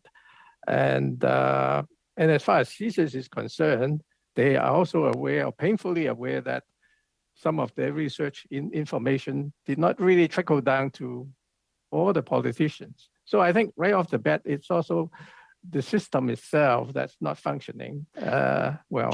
Can I ask a question specific to that? And please feel free not to answer, and I don't want to put anybody in jeopardy asking this, but would it be helpful, or has it ever been the case? Like, does CSIS ever let folks in your community know that they're being the target? Like, is that information ever shared? Is there ever any that might help them safeguard? Is that something that you might think could be helpful if they had information to share it with you as a target, or is that maybe a national security kind of? I think for the average Chinese Canadian, they are not even aware of the role or exact role of the CSIS. Most people, if they ever got threatened, they would go to the RCMP. But if they approach the RCMP, it did not go anywhere, as far as they are concerned, then, we lost trust with the system. So that rebuilding of the trust is very important. And it goes right up to the top, including what, our PM has been responding, which is very disappointing to say the least.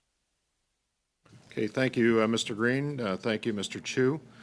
Concludes our first round of questioning. Just a reminder, we're going to go Conservative, Liberal, and then 2.5 for the Bloc and the NDP. That'll be the end of the panel. And I know, Mr. Villemure, you have something you'd like to say at the end. Mr. Cheuk, I have you on the list. Mr. Barrett, go ahead.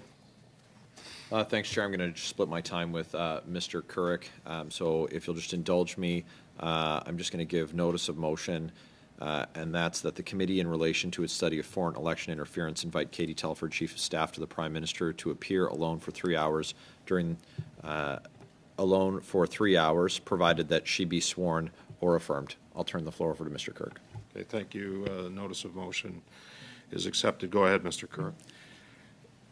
Thank you, Mr. Chair. And let me first, again, with this panel, thank the witnesses for their bravery and activism and work and fighting both for your community, for the rights of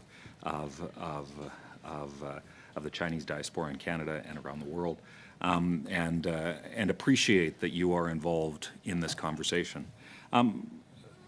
Mr. Cheuk, in your opening statement, you talked about the Prime Minister's reaction, that it seemed to trivialize, I think was the word that you used, the seriousness of the issue. Understand that you have written the Prime Minister outlining some of your concerns about the communist dictatorship in Beijing's interference in Canada. I'm wondering, I'd like to give you about a minute if you could maybe expand on what you wrote to the Prime Minister. Mr. I think it's not so much what I wrote, but our group had actually wrote an open letter. But essentially, it's trying to underline the fact that so much had been happening, right in our community, and we are not seeing the appropriate responses. And we urge the government to focus on simple things like the media, the Chinese language media, what they are doing within the community. Now I can't recall exactly what the words we said, but essentially, it's under the guise or the cover of another language. They can get away with a different version of reality. That's what we are facing as a community. And that's been also causing fear among so many people, because once you have a government, which is a one-party government, and only had one focus, then we are the only community that's really exposed to that kind of brainwashing almost. In other words, the kind of narratives and philosophy, ideology are different from what the average Canadians are exposed to. And that's a very, oppressive feeling. We don't have diversity in terms of our news commentating, or getting narrower and narrower. So, it's a shrinking kind of freedom that we are having in that sense. Thank you for that. And just to clarify, that open letter that you sent to the Prime Minister and the government, did you receive a response? Not that we can recall. Okay. Thank you for that. You mentioned something that I found really concerning, and that's that the communist dictatorship in Beijing is exploiting the Chinese diaspora, and in particular the history, and in many cases the rich history that makes up much of Canada. And I'd like to give you an opportunity if you can expand a little bit on that. You had mentioned an organization in particular in Vancouver. How does the CCP exploit both the Chinese diaspora? You'd mentioned language newspapers and news sources and heritage. Just in about 50 seconds that I've left, could you expand on that a little bit? Well, first of all, the Chinese community had undergone a long history of discrimination in Canada until the 60s, 70s. That's when only when all those legislation were removed, and so the CCP is trying to exploit that history to remind most Chinese Canadians that they need motherland to protect them, almost in their way of expressing it. And they are trying to combine it with the current situation, the tension between East and West, to suggest that, this is all these are just, China bullying, and use the phrase racism as an excuse to deflect any criticisms launched against the CCP. And those are the ways that they are using history to try to pull the heartstrings of so many Chinese Canadians. Okay, thank you, Mr. Cheuk. Mr. Baines, you have 5 minutes. Thank you, Mr. Chair, and thank you to our witnesses for coming here and for joining us and trying to be part of the solution here. I'm trying to determine the impact of the multimedia messages and what it means to participating in our electoral process.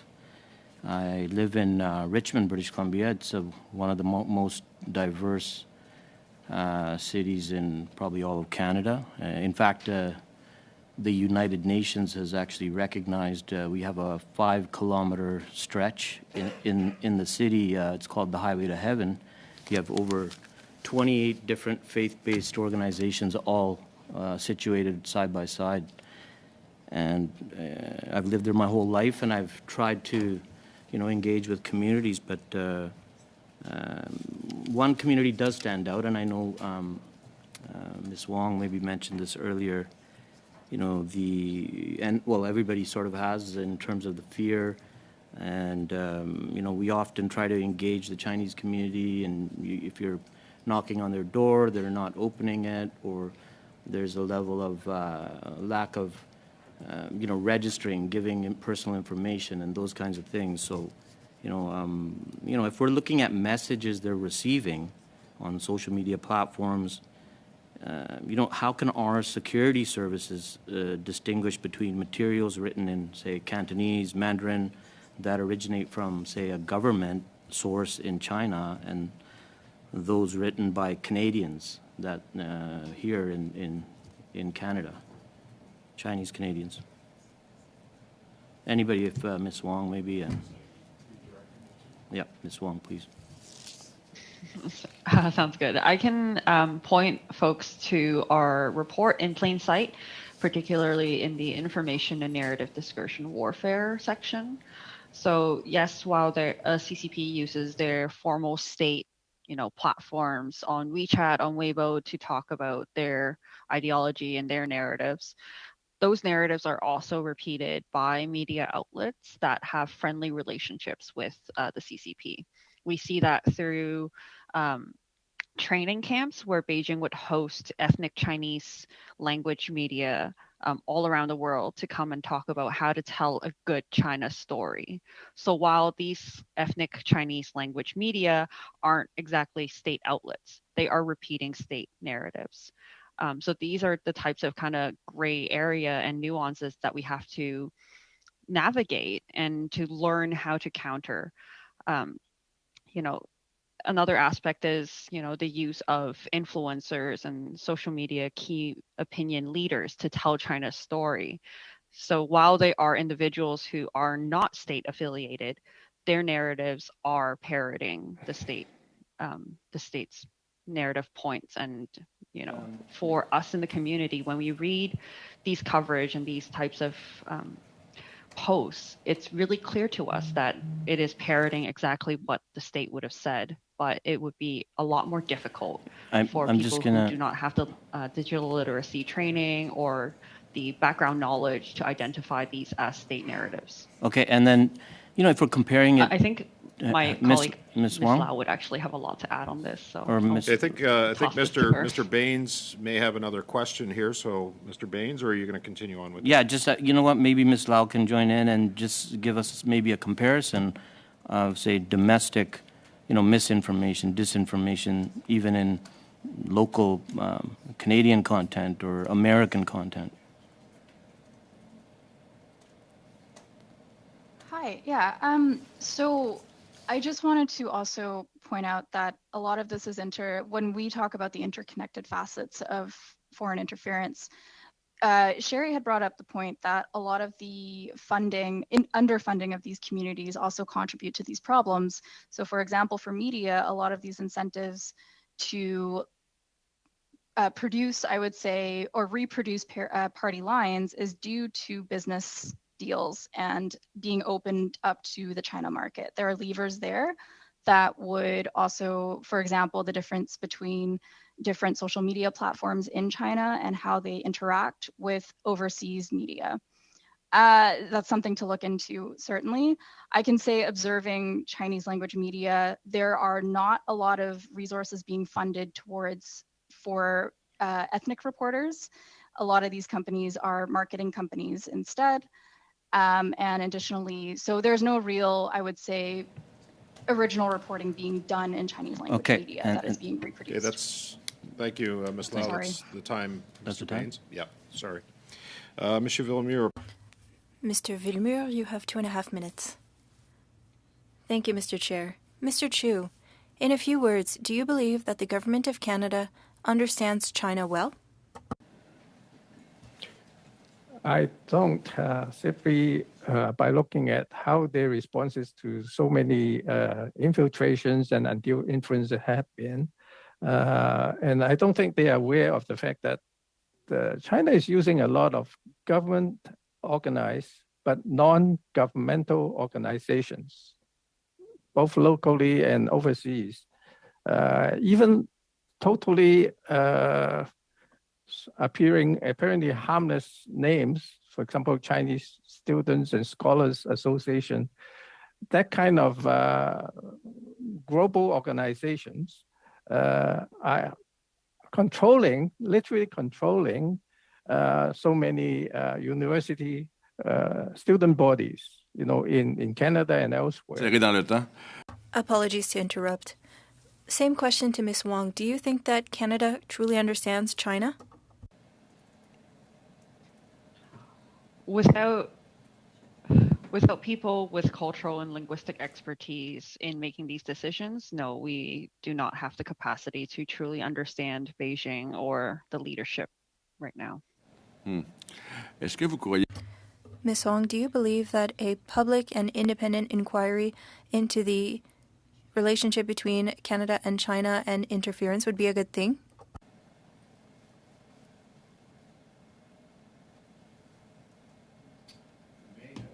We may have lost Ms. Wong here. I see that. Stop your time, Mr. Villemure. I see her screen has been frozen. Ms. Lau, are you able to? Oh, Ms. Wong, are you back? I believe I'm having some internet issue, but if you can hear me, I can. I think you referenced that in your opening statement, did you not? Yeah, it's almost as if they were watching. Okay. Please go ahead. I'm starting the time again. Thank you so much. I think there are crucial needs to rebuild trust in our democratic institutions, and for the public to be able to watch and understand what's happening, it's very important. On the other hand, I also understand that the diasporic communities who would have want to participate in this conversation, in this inquiry, may not feel safe in a public forum and may not feel safe in an open investigation. So I look to my community to see what type of engagement they would like to have in looking into foreign interference and influence in Canada. Okay, thank you, Ms. Wong. Merci, Monsieur Villemure. Mr. Green, final intervention, 2.5 minutes. Thank you very much. Ms. Lau, you had mentioned, and I think a very important point, country agnostic solutions. Would you agree that the sole fixation in this particular case solely pertaining to the allegations of Chinese interference perhaps might miss the point, particularly as it arises to finding solutions that would hopefully safeguard against other diasporic communities. If you could just reflect on that and maybe share more further why you think it's important to have all the communities involved be a part of this process and not just leave it up to one diasporic community. Yeah, that's a great question. I think that the sole focus right now, one of the benefits might be to also, as was previously mentioned in the other panel, sunlight is best. And we definitely need to learn from the tactics. We definitely need to see what these tactics are to inoculate ourselves from it. But at the same time, foreign interference, electoral meddling is nothing new.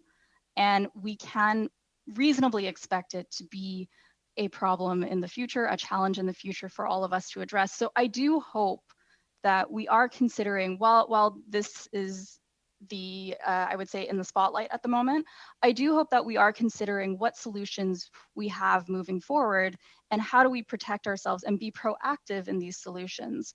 I think also, for example, on the issue of foreign transnational repression, which is something that was brought up as well, it is not just the Chinese diaspora that is facing this issue. It is other communities, Syrians, Iranians, Ukrainians. We need to look at these other communities to not only see that this is a challenge that is siloed, but is interconnected, and that we have lessons and things that we can learn from each other. I think, as well as I'm sure many of my fellow activists, Cherie and Bill, can also speak to this, it's a very lonely world to be targeted by foreign transnational repression. Something that we always say to each other is, I think I'm crazy for thinking that something is happening. But when we talk about it and we see that this is an actual issue and there are other people, we also build community resilience. Thank you so much to all the witnesses present, and we certainly appreciate your testimony here today.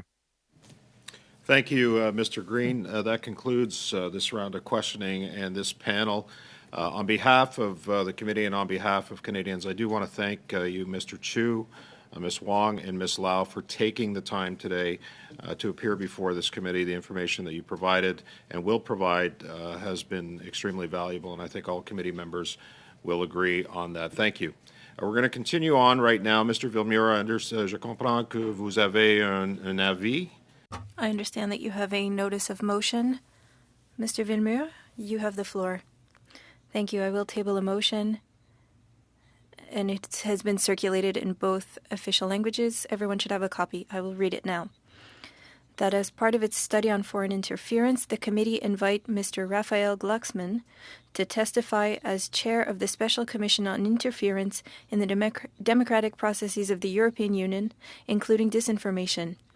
That the committee allocate a minimum of 1 hour to hear the said witness during one of the first 3 Friday morning meetings scheduled for the study, prioritizing first the meeting on March 24th and then the one on March 31st or April 17th.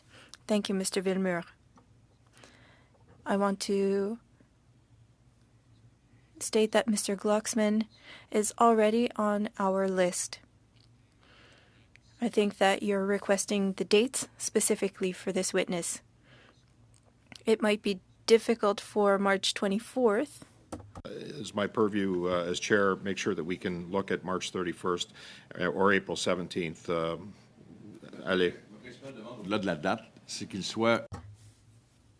I want him for 1 hour on his own. It's very relevant to our study. Mr. Villemure has put the motion on the floor. Is there any objection to this? I think we can have consensus on this. Mr. Green, or Mr. Fergus, go ahead. Poor Mr. Green, he has way more hair than I do. The only objection I would have is just having a single person panel. I would, there is, Mr. Chair, I'd appreciate it if we allowed, I don't mind, and I think it's a good idea to have more discussion, but I think there are some other people similar to the witness that is being proposed by Mr. Villemure that could accompany that person on the panel. And I'd be happy to submit some names to you. Okay, so we have We do have a motion. Do I see any? Mr. Green, I see your hand up. Thank you very much. I support the motion. I think subject matter expertise, the higher the subject matter expertise, the better.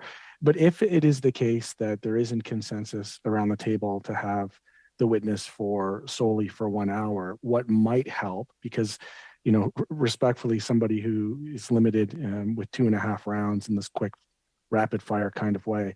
One of the things that might help, and maybe for consideration of committee, should we not have support, is that we allow that witness to stay between 2 panels so that we could continue questioning. So that's just another option that I just thought of here, but I'm willing to support the motion as is.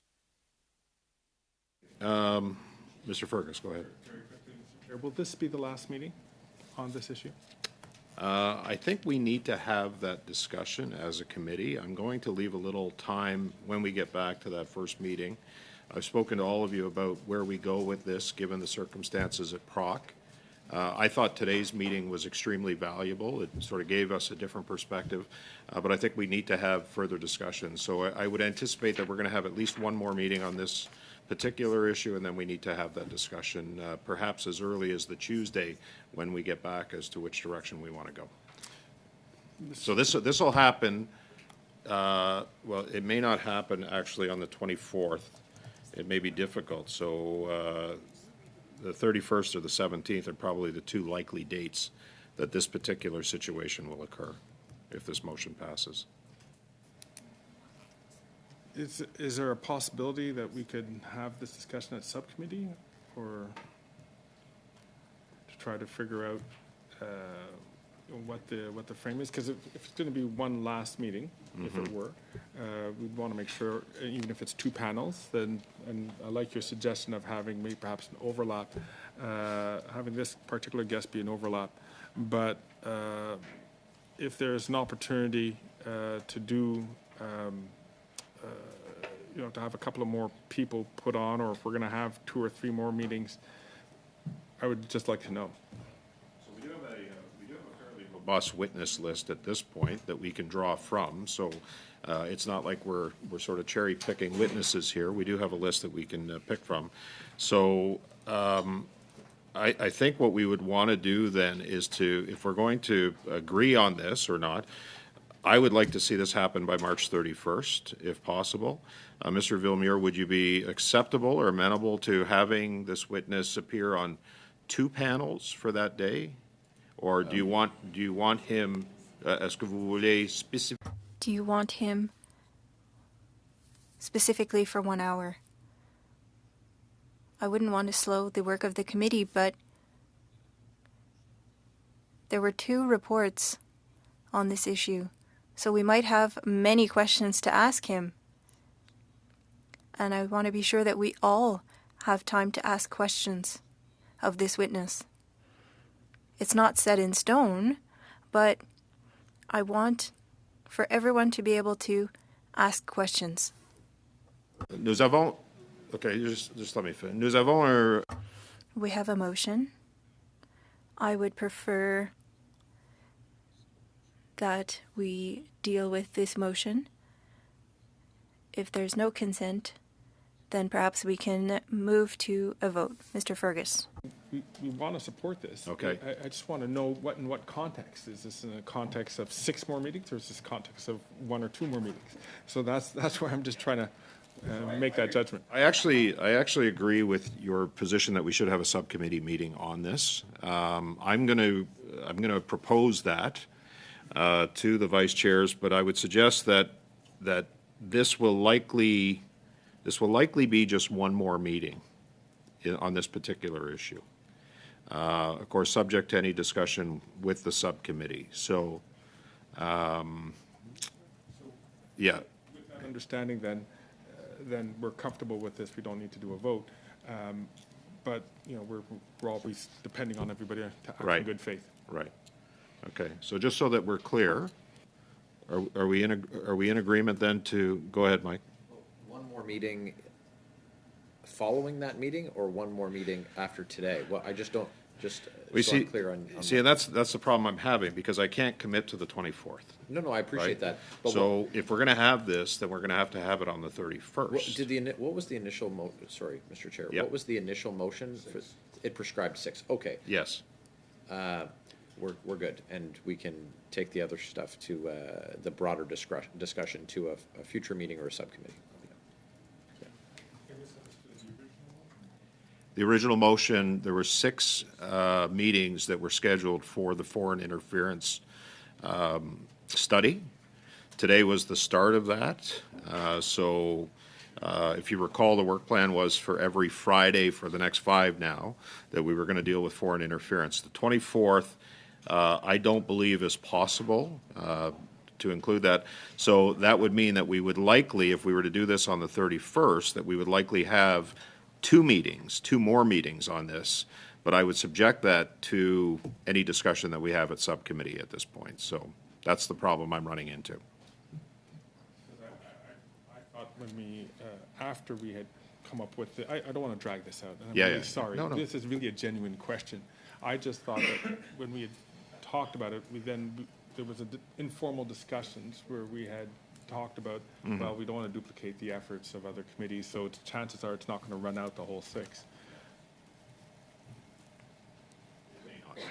It may not. So, and this is where this discussion has to happen at subcommittee, and that's the direction that I would want to go with this. We may, I'm not even sure at this point, again, it is subject to subcommittee, we may in fact take the 24th meeting and have that on a different subject if we're not able to have it. I don't know at this point. So, Mr. Villemure. Merci, Monsieur le Président. Thank you, Mr. Chair. I have 2 things to raise. We had asked for and received 6 meetings. We had agreed to not duplicate efforts, and up till now, I don't think we have. And with Mr. Gluckman, I don't think we will be duplicating efforts. It's hard to say if there will be 1 or 2 or 3 more meetings. I respect this idea of not duplicating efforts, but there's a different angle from PROC that we can bring, and I want to bring this different angle. We can talk about it in subcommittee. I would ask for us to vote on it. OK. La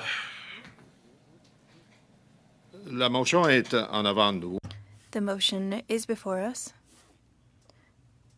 It is receivable. It's clear for me as the chair that we do not have unanimous consent, so I will propose that we vote. A vote on the motion that was presented. And I'll remind committee as well that this witness is scheduled to appear. He is on the list. It's just the 1 hour and very specific dates is what clarifies this or directs this. So if you can go with the vote, Madam Clerk. Thank you, Mr. Chair. So the vote is on the motion moved by Mr. Villemure. Do I need to repeat the text? No? Mr. Baines? I abstain. You abstain? Thank you. Monsieur Fergus? Ms. Hefner? Mr. Lewis?